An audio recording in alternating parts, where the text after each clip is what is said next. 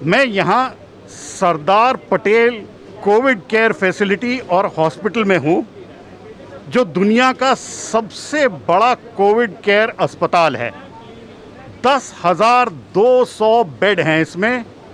China ने bed अस्पताल बनाया था 10,000 बेड का, हिंदुस्तान उससे आगे गया। मेरे साथ हैं डॉक्टर हर्षवर्धन, वो भारत के स्वास्थ्य मंत्री हैं और भारत के विज्ञान मंत्री भी हैं। और आप देख सकते हैं उन्होंने बीएसएफ का कैप पहन रखा है, आईटीबीपी का कैप पहन रखा है और वो N95 मास्क लगा के बात कर रहे हैं। डॉक्टर हर्षवर्धन, हमारा जो कोविड-19 से बैटल है वो और देशों के मुकाबले काफ़ी बेहतर है और काफ़ी पहले शुरू हुआ था। देखिए पल्लव जी, आपको पता है कि जो कोरोना वायरस है इसके बारे में सबसे पहले चाइना ने विश्व स्वास्थ्य संगठन को 7 जनवरी को बताया था और मैंने स्वास्थ्य मंत्री के रूप में अपने स्वास्थ्य मंत्रालय में जो हमारे टेक्निकल एक्सपर्ट्स हैं, जो किसी भी डिज़ीज़ आउटब्रेक के संदर्भ में फैसले करते हैं, स्ट्रैटेजी बनाते हैं, उनकी मीटिंग 24 घंटे से कम समय के अंदर 8 जनवरी को बुला ली थी। और आप जानते हैं कि उसके एक हफ्ते 10 दिन के अंदर अंदर सारे देश के लिए डिटेल्ड स्ट्रैटेजी बन गई थी, डिटेल्ड एडवाइजरीज बन गई थी। देश में कैसे कम्युनिटी सर्वेलेंस करना है वो तय हो गया था। एयरपोर्ट्स के ऊपर, जो हमारे सी पोर्ट्स हैं उनके ऊपर, लैंड बॉर्डर्स के ऊपर कैसे पॉइंट ऑफ एंट्री सर्वेलेंस करना है, वो सारी चीज़ें तय हो गई थी। और फिर सारा देश एक्टिवेट हो गया। इतनी सारी 30 जनवरी को पहला केस केरल में आया था, 1 फरवरी को दूसरा केस आया। शायद उसी समय में प्रधानमंत्री जी ने मेरी अध्यक्षता में ग्रुप ऑफ मिनिस्टर्स को बनाया। आज उस ग्रुप ऑफ मिनिस्टर्स की भी 18-19 मीटिंग्स हो चुकी हैं और लगातार प्रधानमंत्री जी के नेतृत्व में, उनके सुपरविजन में एक के बाद एक, जिसे कहते हैं प्रीएम्प्टिव, प्रोएक्टिव, ग्रेडेड रिस्पांस, इसको हमने लगातार भारत में फॉलो किया है, रेगुलर मॉनिटरिंग की है। प्रधानमंत्री जी की चीफ मिनिस्टर लेवल पे, हमारी स्वास्थ्य मंत्री लेवल पर, कैबिनेट सेक्रेटरी की, हेल्थ सेक्रेटरी की, सारे अधिकारियों के लेवल पर हमने इवन जो देश में ज़्यादा प्रभावित इलाके हैं वहाँ के डीएम्स तक से भी डायरेक्ट इंटरेक्शन किया।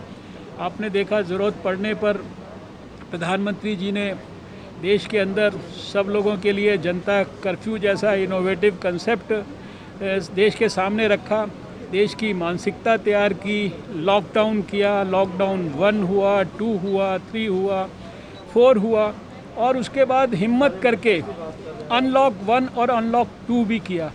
बहुत बड़ी समस्याएं बीच में थी, तबलीगी की समस्या आई, माइग्रेंट वर्कर्स की समस्या आई, बाद में लाखों की तादाद में, इनफैक्ट मिलियंस की तादाद में माइग्रेंट वर्कर्स को उनके घर वापस भेजने का एक कितना बड़ा प्रयास हुआ।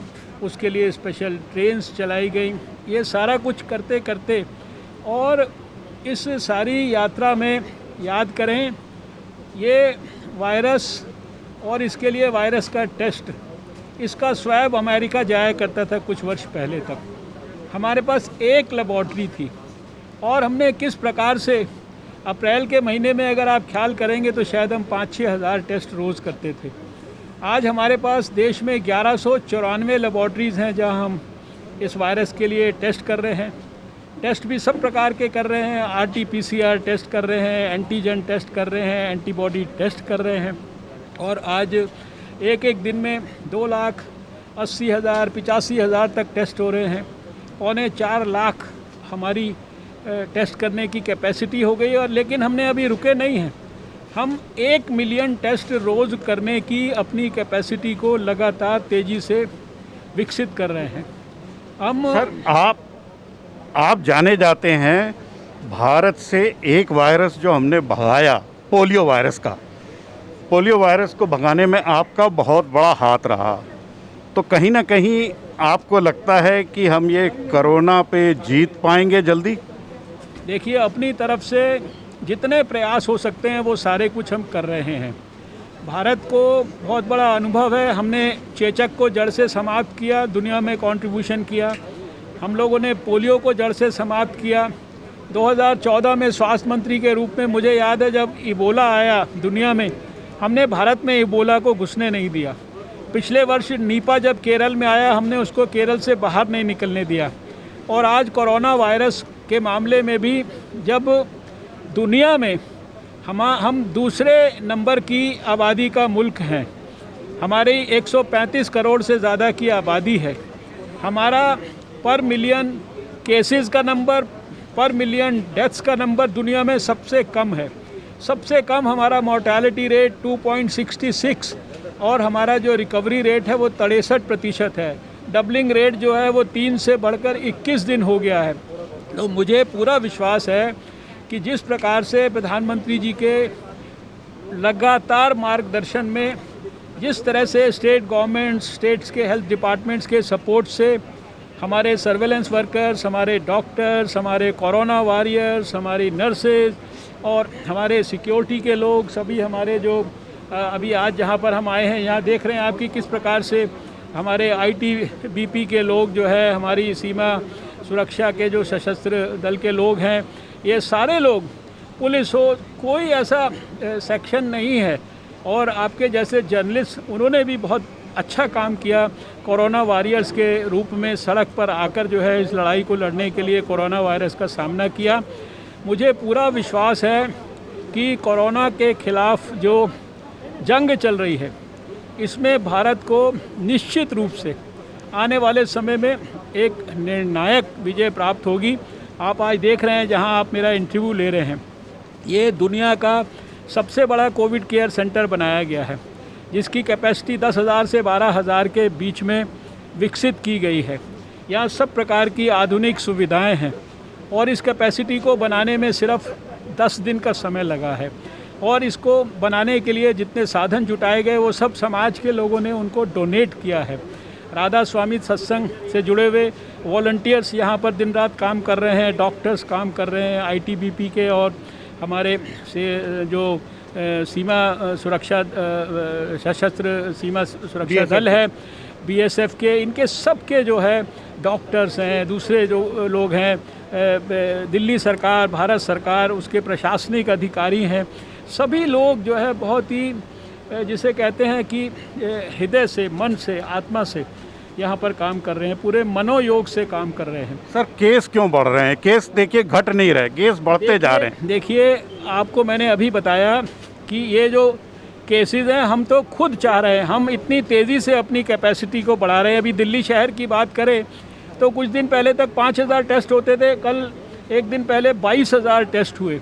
हम तो चाहते हैं, हमारी शुरू से स्ट्रैटेजी यही है कि ज़्यादा से ज़्यादा केस डिटेक्ट होने चाहिए, अर्ली डिटेक्ट होने चाहिए, तुरंत उनका ट्रीटमेंट शुरू होना चाहिए। तुरंत अगर अस्पताल में या किसी हेल्थ सेंटर में कोविड के या कोविड केयर सेंटर में उन्हें जाना है या क्वारंटाइन सेंटर में जाना है, वहाँ उनको शिफ्ट करना चाहिए ताकि अर्ली ट्रीटमेंट शुरू हो और हमारी मोर्टेलिटी नीचे रहे। आज दुनिया में सबसे कम हमारी मोर्टेलिटी है, 3 से भी कम हो गई और हमारा लक्ष्य है कि इसको 1 से भी कम हम ले जाना चाहते हैं। यही हम सारे देश के अंदर लोगों को बता रहे हैं। इन नंबर्स की आप बात कर रहे हैं, अगर मान लीजिए 8 लाख के करीब केसेस हुए हैं, 5 लाख तो ठीक होकर घर जा चुके हैं, बाकी 3 लाख के अंदर भी अधिकांश जो है वो ठीक होकर घर जाने की स्थिति के अंदर जो है ऑन रोड टू रिकवरी है। और इसको कंपेयर करिए वर्ल्ड के एवरेज से, अमेरिका के, इंग्लैंड के, फ्रांस के, जर्मनी के, इटली के, स्पेन के, इन ब्राज़ील के, इन देशों के एवरेज से, तो आप देखेंगे कि भारत का इतना बड़ा देश होते हुए भी नंबर बहुत कम है। आप सर स्वास्थ्य मंत्री हैं, खुद ENT सर्जन रहे हैं, आपने बहुत ढेर सारे पैंडेमिक देखे हैं। मैंने भी 1994 के प्लेग के बाद से हर पैंडेमिक कवर किया है। तो जो आपका एक्सपीरियंस रहा है of covering different viral diseases, क्या वो भारत को आज काम आया है? निश्चित रूप से। देखिए, भारत के पास एक प्रकार से अद्भुत पोटेंशियल है, क्षमता है। अभी हमारा जो इंटीग्रेटेड डिजीज़ सर्वेलेंस प्रोग्राम है वो बहुत ज़्यादा विकसित है सारे देश में। हमारे जो सर्वेलेंस ऑफिसर्स हैं, हमारी जो रैपिड रिस्पांस टीम्स हैं, हमारा national centre for disease control है, ये सारे जो है बहुत ज़्यादा अनुभव प्राप्त किया है। और ख़ासकर पोलियो को जड़ से समाप्त करते करते ये सर्वेलेंस सिस्टम बहुत बड़े पैमाने पर विकसित हुआ। आपने प्लेग की बात की, प्लेग को मुझे खुद हैंडल करने का 1994 में मौका मिला। मुझे 1996 में डेंगू को हैंडल करने का मौका मिला। मुझे और भी कई बीमारियों को 98 में एपिडेमिक ड्रॉप्सी जैसी बीमारी को भी, जो कि दूसरे प्रकार की बीमारी वाली जो थी, दूसरे प्रकार की बीमारी थी, उसको हैंडल करने का इस देश ने स्वाइन फ्लू को, इबोला को और नीपा जाइका, कितने वायरसेस को इसने हैंडल किया है, बहुत मुस्तैदी से हैंडल किया है। तो स्वाभाविक है जो हमारी जो एक आंतरिक क्षमता है, हमारी योग्यता है, हमारा पोटेंशियल है।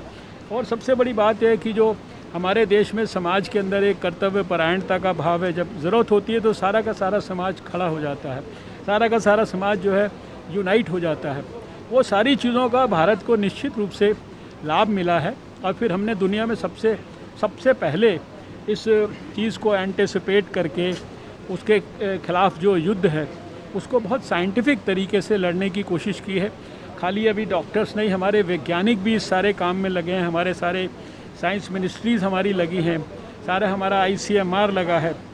आज जो हमारी क्षमता पहले नहीं थी, हमारे पास हम PPE किट तक नहीं बनाते थे, आज दुनिया को हम PPE किट एक्सपोर्ट करने की स्थिति में है। सब प्रकार के जो किट्स हैं टेस्ट करने के, चाहे वो RT-PCR किट्स हों, चाहे लाइजा हो, चाहे वो दूसरे जो हमारे एंटीजन टेस्ट के किट हों, ये सब भारत के अंदर लगभग 200 से ज़्यादा समझ लीजिए कंपनियों को या किट बनाने वाली जो फैसिलिटीज़ हैं उनको हम लोगों ने वैलिडेट किया है इस बीच में। और ये सारी क्षमताएं भारत ने इसी दौरान जो है विकसित की हैं। आज वैक्सीन को बनाने के लिए भी भारत के अंदर प्रयास हो रहा है, ड्रग की डिस्कवरी के लिए प्रयास हो रहा है, पुरानी ड्रग्स को रीपर्पस करके यूज़ करने के लिए इस्तेमाल हो रहा है। तो हर दिशा में सब लोग मिलकर लगे हैं और इसी के कारण भारत को इतनी ऐतिहासिक सफलता मिली है जिसकी विश्व स्वास्थ्य संगठन भी तारीफ़ कर रहा है। उसने लगातार, और इतने बड़े देश में आज तक सब प्रकार के लोगों ने बहुत बीच में सोचा ऐसा हो रहा है, ऐसा हो रहा है, लेकिन आज तक भी देश के अंदर कोई कम्युनिटी ट्रांसमिशन नहीं हुआ है। ये बहुत बड़ी सफलता की बात है।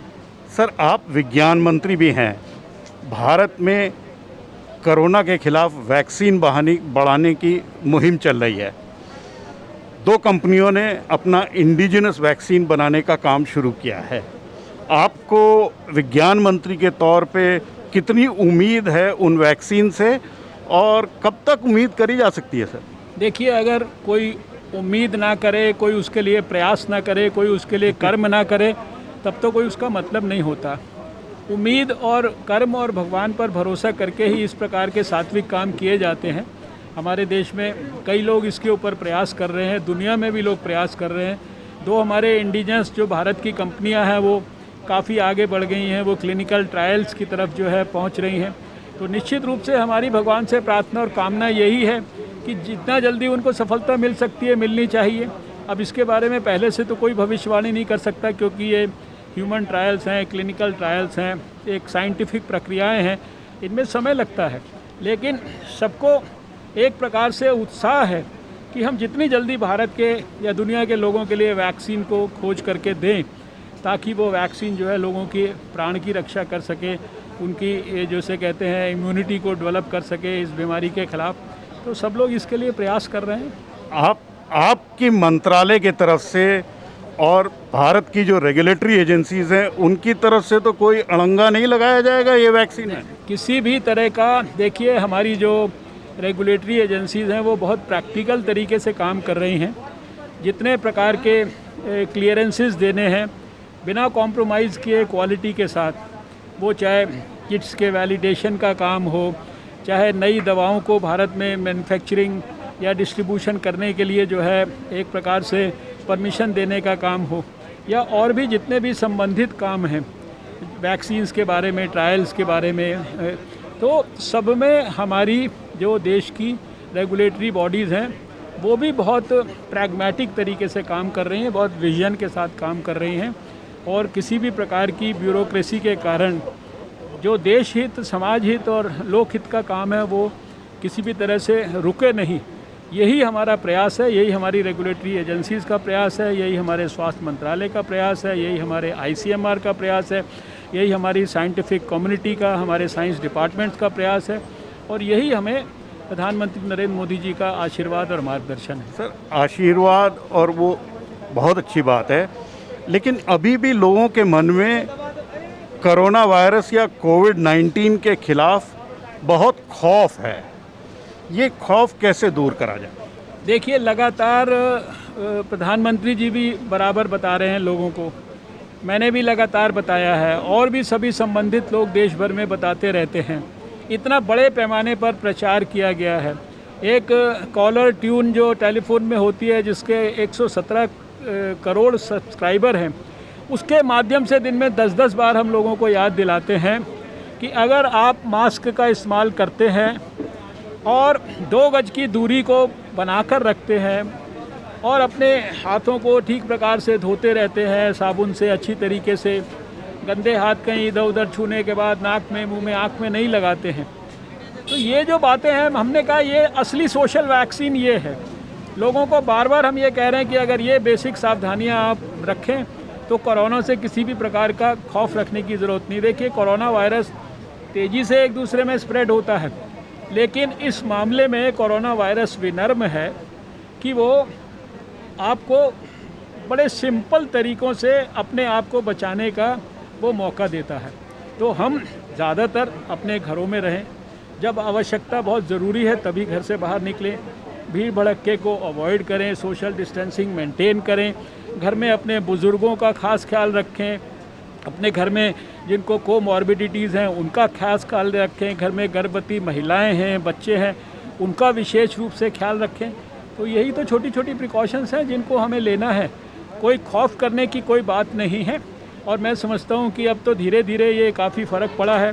पहले तो बहुत सारा स्टिग्मा था इस विषय के साथ जुड़ा हुआ, डॉक्टरों को लोग जो है दूसरी निगाह से देखते थे, नर्सिस को लोग दूसरी निगाह। अब तो लोग कोरोना वॉरियर्स को सम्मानित कर रहे हैं, सार्वजनिक अभिनंदन कर रहे हैं, उनके ऊपर फूल बरसा रहे हैं, उनके लिए सारा देश तालियां बजा रहा है। ये सारी चीज़ों में बहुत ज़मीनी आसमान का परिवर्तन हुआ है। सर, आप अकेले मंत्री थे जो लॉकडाउन 1 के दौरान भी अस्पतालों का दौरा करते रहे।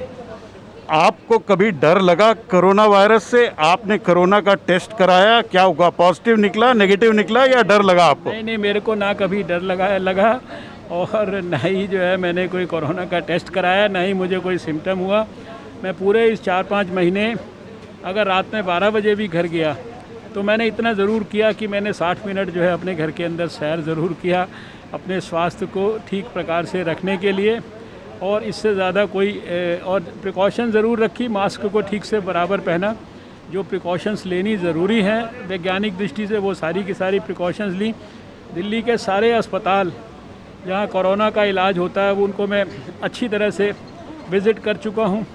एक सेंटर था जिसको मैं अच्छी तरह से देख नहीं पाया था, इसलिए मैंने आज आकर यहाँ पर विज़िट की है। मुझे ना कभी कोई डर लगा। मैं कर्म पर विश्वास करता हूँ और मुझे पता है कि कर्म की जो शक्ति होती है वो बहुत ज़्यादा होती है। कर्म की सात्विकता जो है वो मुझको मजबूती देती है, और भगवान का आशीर्वाद तो हम सबको है ही।